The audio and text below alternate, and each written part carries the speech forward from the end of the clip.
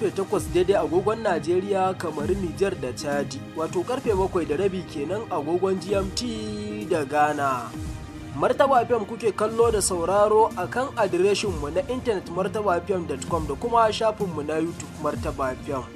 Muna nan a shafukan sada zumunta, musamman shafin Martaba FM da ke Facebook.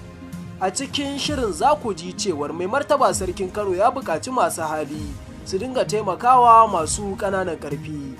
Yayin da ake shirin bikin auren zawarawa a Kanan, hukumar Hizba ta jihar ta ce an ware wa ƙananan hukumomin jihar 44 naira 500,000 kowace jiha domin shagulgulan nishaɗi a yayin bikin.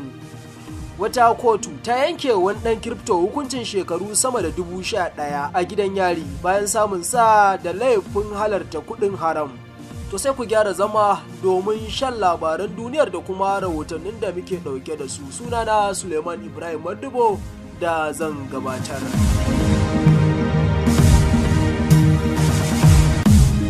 Yayin da al'umma da dama a jihar Kano ke kokawa da tsadar rayuwa da matsi, mai martaba sarkin Kano Alhaji Aminu Ado Bayero ya buƙaci mawadata su dinga taimakawa marasa ƙarfi. Sarkin ya ce a matsayinsu na shugabanni kuma waɗanda suke tare da talakawa suke sauraron koke-kokensu a kullum, ya ce ya zama wajibi su ƙara jan hankalin mawadata da suke da hali su dinga tallafawa makwabtansu waɗanda ba su da shi. Aminci Rediyo da ke Kano ta rawaito cewa ko da a kwanakin baya ma sai da sarkin na Kano ya bayyana wa shugaban ƙasar Najeriya Bola Ahmed Tinubu halin da al'umma suke ciki na matsin rayuwa a wani zama da shugaban yayi da sarakunan ƙasar Najeriya. To a dai jihar Kanan, shugaban hukumar Hizba ta jihar Sheikh Aminu Ibrahim Daurawa ya ce za a yi kiɗan ƙwarya da na shantu domin nishaɗantar da zawarawan da za a yi bikinsu nan gaba a jihar. Daurawa ya bayyana hakan ne yayin da yake ƙarin gaske kan shirye-shiryen aurar da zawarawa da 'yan mata 1,800 da gwamnatin jihar ke ƙoƙarin yi. A cewar Sheikh Daurawa za a yi shagulgula iri-iri domin nishaɗantar da ma'auratan, tunda a cewarsa addinin musulunci bai hana ba. Ya ce za a gayyato masu kiɗan ƙwarya da na shantu da duk wani nau'in nishaɗi da musulunci ya amince da shi, sai dai kuma ya ce ba za su bar kowa ya shiga da waya ba saboda kada a ɗauki matan mutane suna nishaɗi. Ya kuma ce sun ware wa kowace daga cikin ƙananan hukumomin jihar Kano 44 naira 500,000 domin shagulgulan nishaɗi a yayin bikin. Gwamnatin jihar dai ta ware sama da naira miliyan 800 domin bikin zawarawan. Har ya zuwa yanzu gwamnatin jihar ta Kano bata sanya ranar yin bikin ba. Kotun sauraron ƙorafe-ƙorafen zaben 'yan majalisar tarayya a jihar Katsinan Najeriya ta soke zaben Dalha Ismail Kusada a matsayin ɗan majalisar wakilai. A hukuncin da ta yanke ranar Alhamis, kotun mai alƙalai 3 ƙarƙashin jagorancin mai shari'a Ogun Pohora ta ce Abubakar Yahaya Kusada na APC da ya lashe zaben na watan Fabrairu. Hakanan alƙalan sun bayyana Abubakar a matsayin ɗan majalisa mai wakiltar mazaɓar Kankiya Ingawa Kusada. Kazalika kotun ta umarci Dalha da kuma hukumar zaɓe ta Najeriya INEC waɗanda ake ƙara su biya Abubakar kuɗi naira 200,000. Dama Abubakar ne ke rike da kujerar kafin INEC ta sanar da kayan da ya sha jim kaɗan bayan kammala zaben shekarar 2023.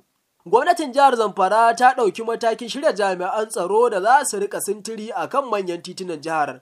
Cikin wata sanarwa da mai magana da yawun gwamnan jihar Zamfara Suleiman Bala Idris ya fitar, ya ce za a girke jami'an tsaron domin sintiri a kan hanyar Gusau zuwa Funtuwa da Magami zuwa Ɗangulbi zuwa Ɗankurmi da wasu titunan da ke samun barazanar tsaro a jihar. A taron majalisar tsaron jihar na baya-bayan nan dai, gwamnan jihar Dauda Lawan Dare ya koka wa shugabannin tsaron da ke jihar kan ayyukan 'yan fashi a wasu manyan titunan jihar. Sanarwar ta ƙara da cewa jami'an tsaron da za su yi aikin sintirin a kan titunan sun haɗa da sojojin ƙasa da na sama. Haka kuma sanarwar ta ce gwamnatin jihar ta kammala shirye-shirye domin fara ɗauka tare da horar da 'yan sa kai a jihar. Kada dai ku sha'afa kuna shan labaran ne daga nan Martaba FM mai watsa shirye-shiryenta a intanet. A can ƙasar Kamaru wasu 'yan bindiga ɗauke da makamai ne suka tsayar da motoci tare da harbin fasinjoji da kuma ƙone motocin yayin wani hari da suka kai a wani ƙauye da ke yankin kudu maso yamma na ƙasar. Harin ya afku ne a ranar Asabar kamar yadda mazauna garin suka bayyana. 'Yan aware waɗanda ba su da yawa masu magana da harshen Ingilishi na ƙasar Kamaru sun daɗe suna fafutukar ganin sun kafa ƙasa mai cin gashin kanta mai suna Ambazonia tun a shekarar 2017 sun kai hare-hare garkuwa da mutane da kashe-kashe a yankunan arewa maso yamma da kudu maso yamma na ƙasar. Mazauna yankin sun ce maharan sun iso ne da sanyin safiya a cikin satin ne dai aka buɗe makarantu bayan hutun bazara kuma an kashe mutane da dama. A ƙasar Burkina Faso kuma hukumomi ne suka ce sun kama wasu sojoji guda 3 da yunkurin kifar da gwamnatin Ibrahim Traoré.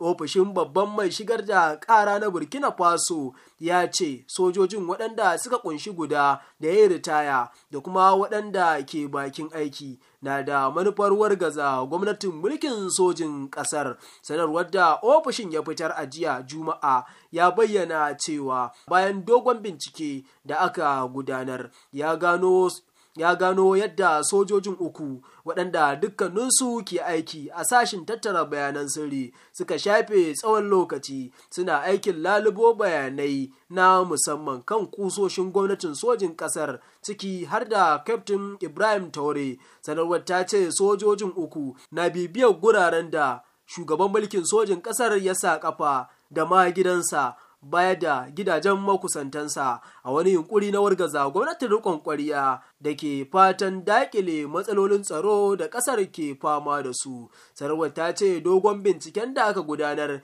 ya kai ga nasarar kama sojojin 3 kuma zuwa yanzu haka suna tsare don amsa tambayoyi game da waɗanda suke yi wa aikin.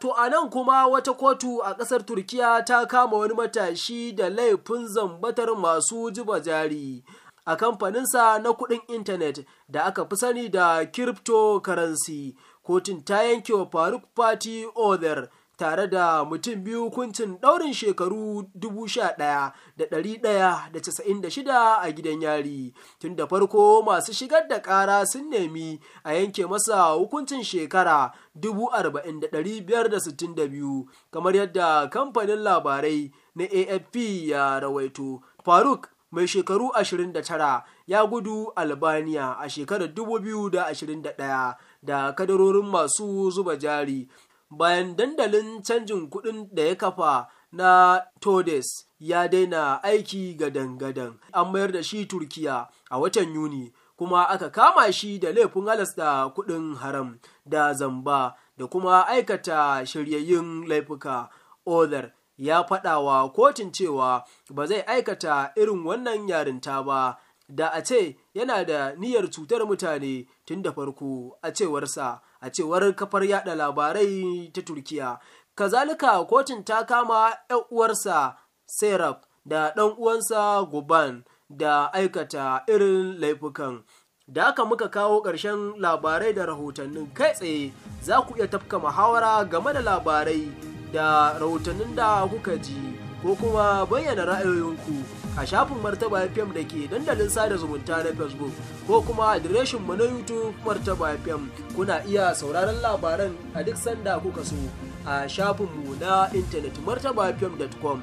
A madadin Tasuwa Sam da ya tace labaran, ni Suleiman Ibrahim Maddugo da na shirya na kuma gabatar nake muku fatan sake kasancewa da ku a wani lokaci.